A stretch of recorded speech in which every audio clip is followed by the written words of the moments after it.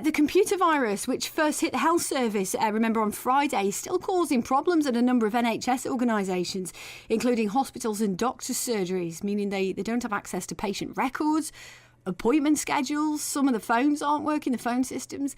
The NHS wasn't the only organisation to be hit by the hackers, and it's thrown up fresh debate about how secure our own computers are. We heard yesterday from Sandra, who runs an engineering firm in Leek.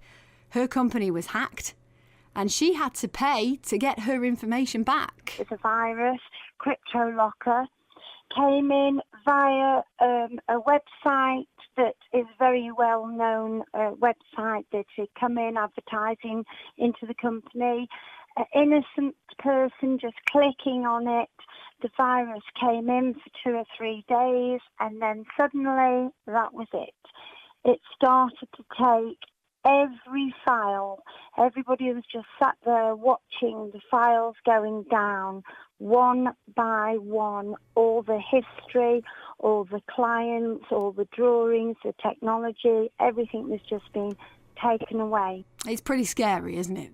Anish Chauhan runs Equilibrium Security, a Birmingham-based firm helping protect businesses against these sorts of cyber attacks. Morning, Anish.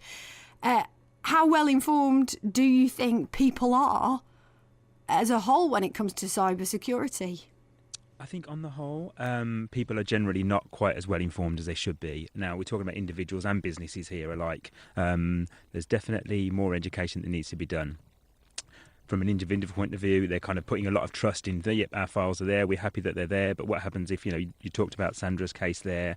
For her, it was a business. For individuals, it could be your sort of family photos, wedding photos. We're at a point where schools are, coming to the end of terms where they've got projects and university projects. What about if those university projects were all lost? So no, we're not as prepared as we should be. We're all very trusting in our computers. Although, this morning I logged on and I saw an icon thing pop up in the corner that I didn't recognise, and straight away I thought, I'm not clicking on that, just in case. I don't know what it is. It's probably some legitimately fine update for the computer, but it makes you a bit paranoid. Is that the sort of thing we need to be looking out for, though? What are the signs of something dodgy going on? Well, yeah, so if we look at the case of that has been on the press for the last couple of days, the NHS one, that probably did come in. We don't really know at the moment, but that probably did come in through a phishing email, as we call them. So somebody's probably clicked on a link and thought, that email might have purported to come from, eBay or PayPal, like they quite often do, or even HMRC or something like that. But actually, you've got to look out for where's that link taking you. Have a little look at the link. Does it look like it's taking you to actually HMRC? If you're doing it on a smartphone, there is ways to hover over that link by holding the link down on your smartphone and seeing where it takes you before you actually click on it, because these malicious websites, they don't look like normal websites. They don't have www.name.something. There's a whole load of spurious characters, and if you are concerned, absolutely, I do recommend not clicking on it and getting in touch with the organisation themselves. Should we all be having regular MOTs for our computers?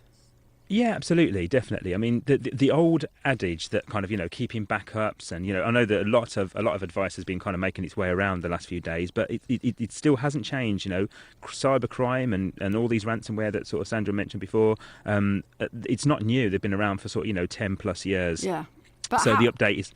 Sorry, I was just going to say, how often do we need to be doing this? How often do we need to be backing up files, for example, as well?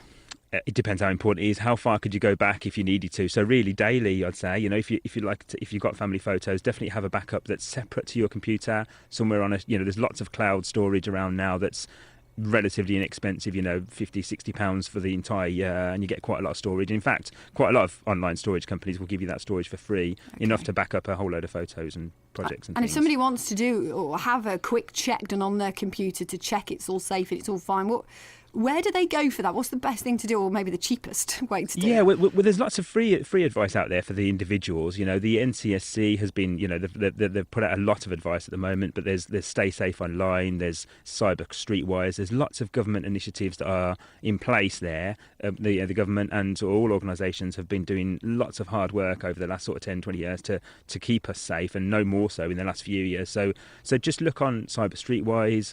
The NCSC has got lots of advice for individuals as well as organisations, and there is a lot out there. It's just a case of not being lackadaisical, making sure that you kind of, got everything backed up and just follow the advice. And it's always, like you said, you see something pop up and you think, oh, I'll look at that later on. But no, it's, and the other thing to mention is that if there is an update that's popped up, then that update is quite often a security fix. So take note of the updates. All right, okay, appreciate that. Thanks, Anish.